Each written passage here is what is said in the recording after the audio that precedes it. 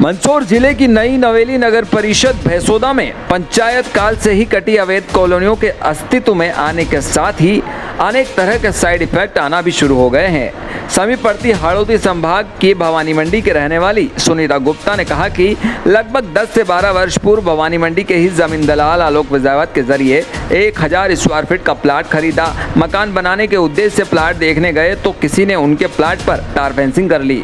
इसको लेकर भैंसोदा मंडी पुलिस चौकी में आवेदन भी दिया। वहीं इससे पूर्व में भी इस तरह का मामला सामने आया था, जिसमें एक ही प्लाट को जमीन दलालों द्वारा 2 बार बेच दिया। भैंसोदा मंडी निवासी जसवंत राठौर के प्लाट पर मकान तक बना दिया। बाद में आपसी समझौते से जसवंत और जस्सू ने रजिस्ट्री का हस्तांतरण करवाया। ऐसे में जमीन दलालों के लालच का खामियाजा मालवा ही नहीं, समीपवर्ती हाड़ौती की भोली भाली जनता को भी भुगतना पड़ रहा है। भले ही शिवराज सरकार ने कॉलोनियों का नियमन कर दिया हो, पर नगर परिषद में आबादी रिकॉर्ड नहीं होने से जनता व प्रशासन दोनों के लिए असमंजस की स्थिति पैदा हो रही है। अब ऐसे में देखने वाली बात होगी कि आखिर नगर परिषद इस ओर क्या कदम उठा पाती है।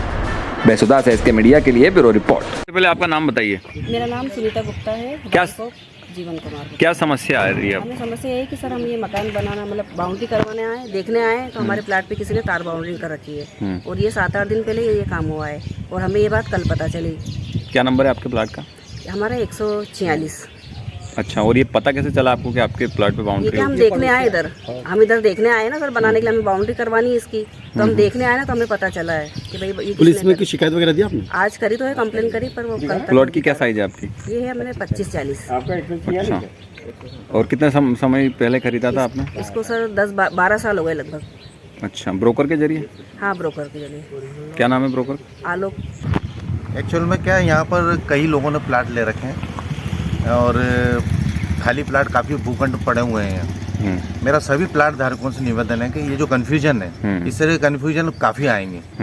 तो मेरा सभी प्लाट धारकों से निवेदन है कि जितने भैंसोदा मंडी में प्लाट है उन लोगों को तार बाउंड्री या नीम कुर्सी कर लेना चाहिए और उस पर अपना नाम, रजिस्ट्री का क्रमांक नंबर और तारीख लिख देना चाहिए, ताकि ये पता रहे, और अपना मोबाइल नंबर लिख देना चाहिए, ताकि ये पता रहे कि ये प्लाट उनका है।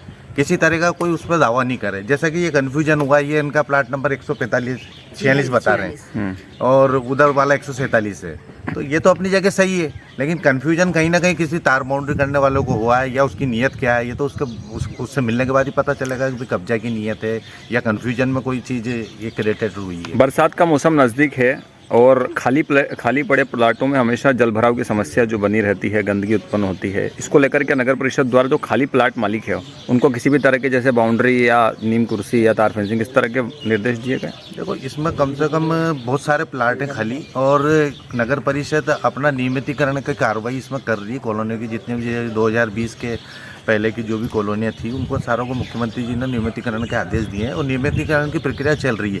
और हमारा इसमें लेआउट और जो कंसल्टेंसी का जो टेंडर है वो भी हो गया। अलग से नई लेआउट बनेगी, उसमें सारे लोगों के नाम, प्लाट नंबर और सारे रजिस्टर्ड किए जाएंगे, उस हिसाब से नक्शे प्रस्तावित होंगे।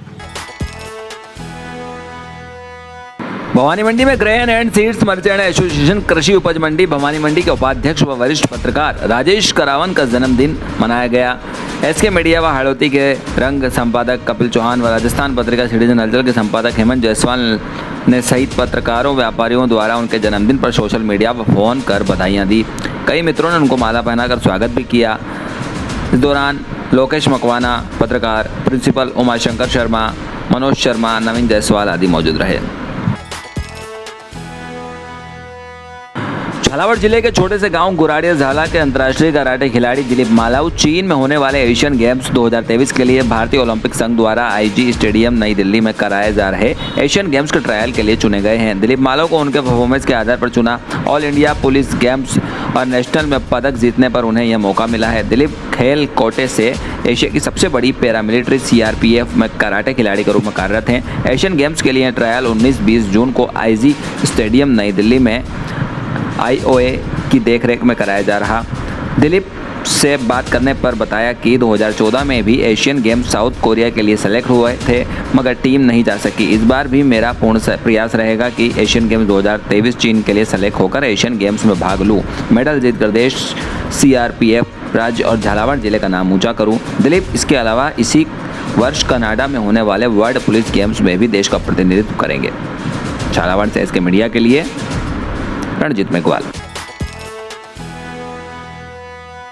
चित्तौड़गढ़ जिले के गंगरार कस्बे में M2 प्रयास निःशुल्क प्रशिक्षण अभियान द्वारा करियर मार्गदर्शन व सलाह विषय पर संगोष्ठी आयोजित की गई। मेवाड़ विश्वविद्यालय के फाइन आर्ट विभाग के ब्रांड मैनेजर अमित कुमार चेचानी ने कहा कि अगर विद्यार्थी अपनी रुचि को ध्यान में रखकर अपने कैरियर को चुनता है तो वह जीवन में ऊंचाइयों को छूता है। चेचानी ने विद्यार्थियों को मेवाड़ विश्वविद्यालय में चल रहे विभिन्न skill development course, fine art, media, fashion designing, योग व ज्योतिष जैसे कई क्षेत्र में करियर व स्वरोजगार के संबंध में विस्तार बताया। इस कार्यक्रम के माध्यम से उन्होंने उच्च व व्यावसायिक शिक्षा के क्षेत्र में पढ़ने वाले विद्यार्थियों व आने वाली भावी पीढ़ी को विश्वविद्यालय के कुलाधिपति डॉक्टर अशोक कुमार गदिया व कुलपति डॉक्टर आलोक मिश्रा द्वारा उज्ज्वल भविष्य की शुभकामनाएं प्रेषित की।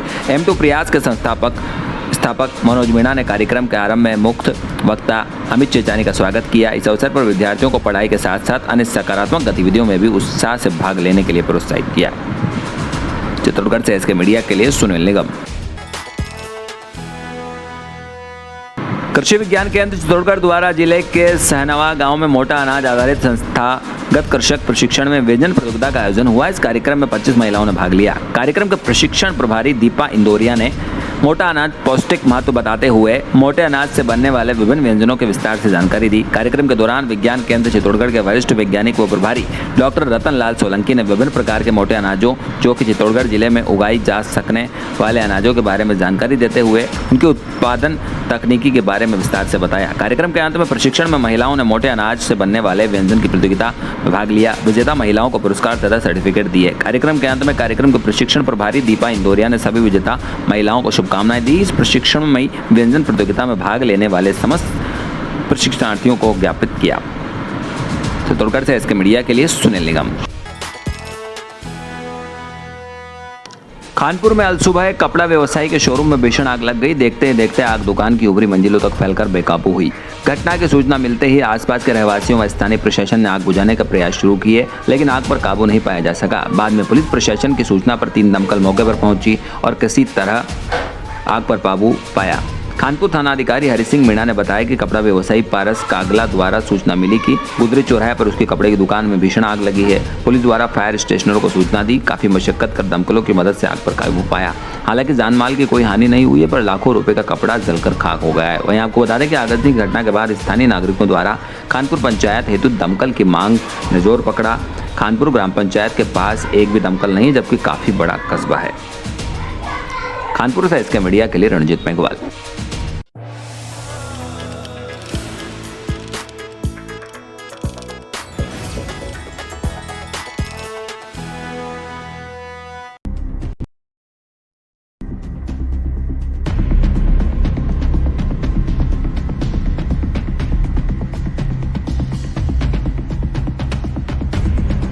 राह दुर्घटनाओं की वजह से कई तरह की चोटें लगती ही रहती है। कभी कभी हड्डियां टूट भी सकती है।